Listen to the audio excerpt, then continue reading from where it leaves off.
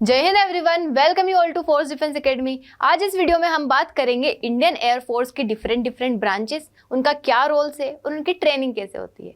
ठीक है, किसी ने कमेंट किया था कि मैम एयरफोर्स की ब्रांचेस, रोल्स और ट्रेनिंग के बारे में बता दीजिए, तो that's why we have come with this video. तो आइए देखते हैं। सबसे पहले अगर हम इंडियन एयरफोर्स के बारे में बात करें तो इंडियन एयरफोर्स जो कि कब इस्टेब्लिश हुई है, on 8 October 1932 as a Royal Indian air force. थोड़ा सा इसका बैकग्राउंड जान लेते हैं, अगर कोई किसी भी चीज को पढ़ते बैकग्राउंड पता हो तो ज्यादा अच्छा रहता है। ठीक है, रॉयल इंडियन एयरफोर्स के नाम से इस्टेब्लिश हुई थी because at that time we were under colonial rule. फिर 1950 में ये जो प्रीफिक्स रॉयल है ये क्या हो जाता है, हट जाता है और इसका प्रेजेंट नाम जो है इंडियन एयरफोर्स बन जाता है। इंडियन एयरफोर्स जिसका हेडक्वार्टर जो है हमारा कहाँ लोकेटेड है, न्यू दिल्ली में। ठीक है, इसका अगर हम मोटो की बात करें तो which is touch the sky with glory, जिसको हम हिंदी में संस्कृत में कहते हैं नभः स्पृशम दीप्तम, जो कि हमने श्रीमद् भगवद गीता के चैप्टर नंबर 11 से लिया है। जब श्री कृष्ण अर्जुन को क्या देते हैं, प्रीचिंग्स देते हैं, उस टाइम पे हमने इसे मतलब वहां से इसे हमने लिया है। उसके बाद अगर हम बात करें तो इंडियन एयरफोर्स की 7 कमांड्स है। कमांड्स का काम क्या रहता है, देखो सबसे ऊपर हेडक्वार्टर, उसके अंदर जो है कमांड्स वर्क करती है। पूरे एयरफोर्स को वर्क करवाने के लिए अलग अलग कमांड्स होती है। कमांड जो है हमारी 7 है, जिसमें 5 ऑपरेशनल है और 2 फंक्शनल है। 5 ऑपरेशनल कमांड का काम क्या रहता है, to perform different operation at the time of, मतलब HADR भी हो सकता है, इवैक्यूएशन का हो सकता है, अटैक का हो सकता है, कुछ भी ऑपरेशन कंडक्ट करवाना। और जो 2 कमांड है, एक होती है ट्रेनिंग और एक होती है मेंटेनेंस। ट्रेनिंग का काम रहेगा टू प्रोवाइड ट्रेनिंग, और मेंटेनेंस का जो भी हमारे एयरक्राफ्ट हो गए, हर चीज का मेंटेनेंस पूरी एयरफोर्स का वो काम रहता है। कमांड्स को हमने अलग अलग भाग में फिर डिवाइड कर रखा है। उसके अंदर हमारे स्क्वाड्रन्स आ जाते, विंग्स आ जाते, फ्लाइट्स आ जाते, इस तरीके से डिवाइड किया है। अब अगर हम ब्रांच की बात करें कि अगर आप एयरफोर्स में जाते हो तो जनरली हम जब भी एयरफोर्स नाम सुनते हैं हमारे माइंड में आता है एयरफोर्स मतलब प्लेन उड़ाना, बट ऐसा नहीं होता है। एयरफोर्स के अलग अलग काम होते हैं, और फाइटर जो मतलब प्लेन फ्लाइंग वाला रहता है वो तो एक एक्सेप्शनल ही, उसमें हर कोई जा भी नहीं पाता है, और मतलब सबसे अच्छा जो माना जाता है फ्लाइंग होता है। ऐसा नहीं है कि बाकी खराब है, बट उसके अंदर काफ़ी ज़्यादा रिक्वायरमेंट्स रहती है, उसकी एलिजिबिलिटी कंडीशंस हाई है। उसके बाद ट्रेनिंग उसकी काफ़ी ज़्यादा होती है, काफ़ी ज़्यादा आपकी बॉडी मतलब बिल्कुल अगर फिट हो परफेक्ट, उसके बाद ही आप जा पाओगे। ऐसी कई सारी चीज़ें उसमें होती है।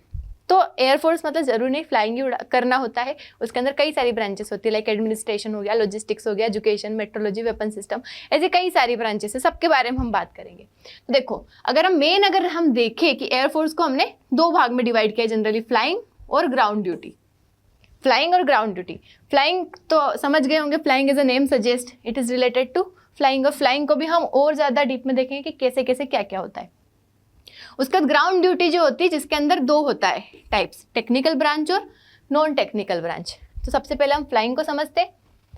देखो फ्लाइंग ब्रांच जो है इसका काम क्या रहता है, टू कंडक्ट एयर ऑपरेशन और combat missions. Air operations conduct करवाना, कॉम्बैट मिशंस कंडक्ट करवाना, मतलब एयर डिफेंस का काम करना। डिफेंस का काम भी यही करेगी। कॉम्बैट मतलब लड़ाई का अगर काम हुआ, फाइट का काम हुआ तो भी यही करेगी। मतलब एयरक्राफ्ट को उड़ाना, अटैक करना, ट्रांसपोर्टेशन करना किसी चीज का, एक जगह से दूसरी जगह ले जाना है तो। रेस्क्यू मिशंस अगर है, जैसे मानो कहीं पर अर्थक्वेक आ गया, फॉर एग्जांपल नेपाल में अर्थक्वेक आ गया, तो हमारी एयरफोर्स गई थी वहां से लोगों को उठाने। यूक्रेन या रशिया की जब लड़ाई हो गई थी तो वहां से हमने इवैक्यूएशन करा with the help of air force. ऐसे ही अभी ईरान इजराइल में हो गया तो एयरफोर्स ने हेल्प करा। इस तरीके से एयरफोर्स का काम रहता है कि डिफरेंट ऑपरेशंस भी कंडक्ट करवाना, इवैक्यूएशन कंडक्ट कराना, रेस्क्यू मिशंस जो होते हैं वो करवाना। तो कई सारी चीज़ों में, बट जिसमें आपके एरोप्लेन्स हो गए, आपके हेलीकॉप्टर्स हो गए, ड्रोन्स हो गए, इनकी रिक्वायरमेंट होती है, तो उसको ऑपरेट कौन करता है, फ्लाइंग ब्रांच वाले, क्योंकि इन्हीं को उसकी ट्रेनिंग दी जाती है। इसके अंदर सब ब्रांच है। देखो ऐसा नहीं कि फ्लाइंग में जाएंगे तो सिर्फ लड़ाई ही करेंगे। हमें जनरली मतलब लगता है लोगों को कि फ्लाइंग मतलब कि वो जो फाइटर एयरक्राफ्ट उड़ाएंगे, जो मिसाइल चलाएंगे, ऐसे वैसे ऐसे हर तरीके से मैन्यूवर करेंगे, ऐसा नहीं है। फ्लाइंग के अंदर भी अलग अलग होते हैं, कुछ फाइटर पायलट्स होते हैं, ट्रांसपोर्ट होता है, हेलीकॉप्टर होता है, रिमोटली होता है। फाइटर का काम क्या रहेगा, ड्यूरिंग कॉम्बैट ऑपरेशंस। कॉम्बैट का जब होता है ना, लड़ाई का काम रहता है, डिफेंस का काम रहता है, जैसे मिसाइल चलाना, वेपन्स चलाना, इन सब का काम रहेगा। ट्रांसपोर्ट मतलब एक जगह से दूसरी जगह, तो सामान को ले जाना, पर्सन को ले जाना, किसी भी चीज को एक जगह से दूसरी जगह ले जाना।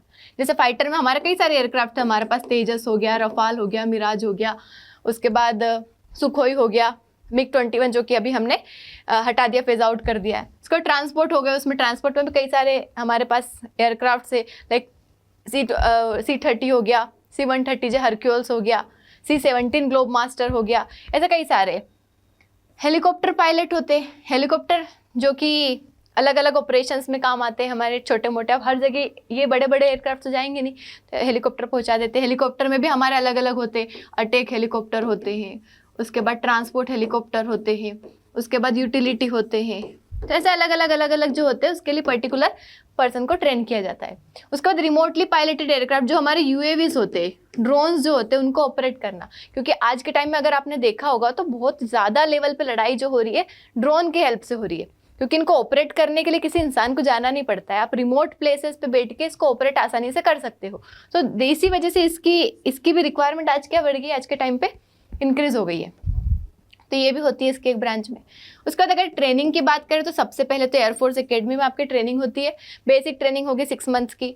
उसके बाद फिर आपको स्टेज 1 की ट्रेनिंग होगी, जहाँ पे आपको बेसिक ट्रेनर एयरक्राफ्ट जो होता है, जनरली पिलाटस जो है हमारा, पिलाटस पीसी जो कि स्विट्जरलैंड का एयरक्राफ्ट है, स्विस एयरक्राफ्ट है, उससे आपकी बेसिक ट्रेनिंग करवाई जाती है। फिर स्टेज 2 की ट्रेनिंग होती है, वो भी 6 to 9 मंथ ऐसा कुछ होता है, इंटरमीडिएट एयरक्राफ्ट से होती है, आपका बेहोक वगैरह एयरक्राफ्ट यूज़ करते हैं। उसके बाद एडवांस ट्रेनिंग होती है, जिसमें आपको मतलब प्रॉपर तरीके से जो रियल एयरक्राफ्ट है उसके लिए तैयार किया जाता है। फिर ऑपरेशनल कंडीशंस में आपकी ट्रेनिंग होती है। तो इस तरीके से बहुत लंबी ट्रेनिंग होकर अराउंड 3 to 3.5 ईयर या 4 ईयर लग जाते हैं एक फाइटर पायलट या फिर एक पायलट बनने के लिए आपको, क्योंकि आपकी कई सारी इसमें ट्रेनिंग होगी। एयरफोर्स एकेडमी से तो होगी, सभी की होती है। उसके बाद धीरे धीरे आपको अलग अलग ब्रांच में डिवाइड कर देते हैं। अगर आपकी फाइटर है तो फाइटर में पहुंच जाएंगे, ट्रांसपोर्ट है तो वहाँ, हेलीकॉप्टर है तो उसके लिए, मतलब अलग अलग ब्रांच में चले जाते हैं। फिर वहाँ पे आपकी उसके अकॉर्डिंग ट्रेनिंग करवाई जाती है।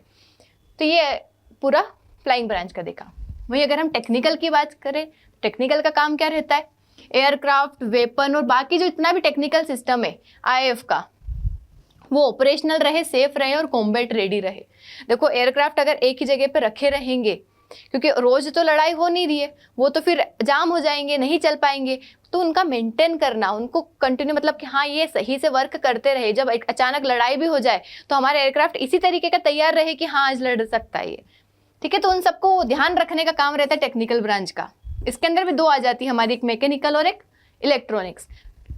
अगर हम बात करें मैकेनिकल ब्रांच की, तो इसका काम क्या रहेगा, मैकेनिकल सिस्टम मतलब रिस्पॉन्सिबल रहता है मैकेनिक्स से रिलेटेड, और स्ट्रक्चर मतलब कि जो भी वहाँ पे सिस्टम है, जैसे कि एयरक्राफ्ट को मेंटेन करना, एयरफ्रेम को, jet engine propulsion system, hydraulics और न्यूमेटिक्स, फ्यूल सिस्टम को ध्यान रखना, ग्राउंड सपोर्ट इक्विपमेंट्स जो होते हैं उनका ध्यान रखना, फ्लाइट सेफ्टी कि हाँ कोई जा रहा है तो पूरी तरीके से सेफ आए वापस, क्वालिटी कंट्रोल, मेंटेनेंस प्लानिंग, ये सब काम रहता है टेक्निकल ब्रांच का, मैकेनिकल वाले का।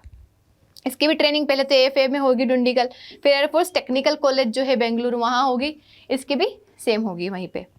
फिर उसके बाद एयरक्राफ्ट स्पेसिफिक ट्रेनिंग होती है, पर्टिकुलर किस यूनिट में आपको किस एयरक्राफ्ट के लिए जाना है, मतलब अलग अलग एयरक्राफ्ट का अलग अलग सिस्टम रहता है, तो उसके लिए पर्टिकुलर लोगों को तैयार किया जाता है। ऐसा नहीं कि एक ही पर्सन हर एयरक्राफ्ट को के लिए काम कर लेगा। वही अराउंड 3 ईयर हो जाते हैं, एग्जैक्ट नहीं है ये, अप्रोक्स है, उसके आसपास ही कुछ होता है। इलेक्ट्रॉनिक्स का काम रहेगा, electronics, avionics, radar, missile, weapon system जो है इन सबको तैयार रखना पूरी तरीके से। रडार और एवियोनिक्स, मिसाइल जो हो गया, bomb system, gun system, rocket, electronic warfare, navigation, communication, air defence, weapon integration, इन सभी चीज़ों का ध्यान रखना, मेंटेन करना किसका काम रहता है, इलेक्ट्रॉनिक्स ब्रांच वाले का। ट्रेनिंग हमने देख ही ली है। वहीं अगर हम ग्राउंड ड्यूटी, नॉन टेक्निकल की बात करें, नॉन टेक्निकल की अगर हम बात करें तो पहला है एडमिनिस्ट्रेशन।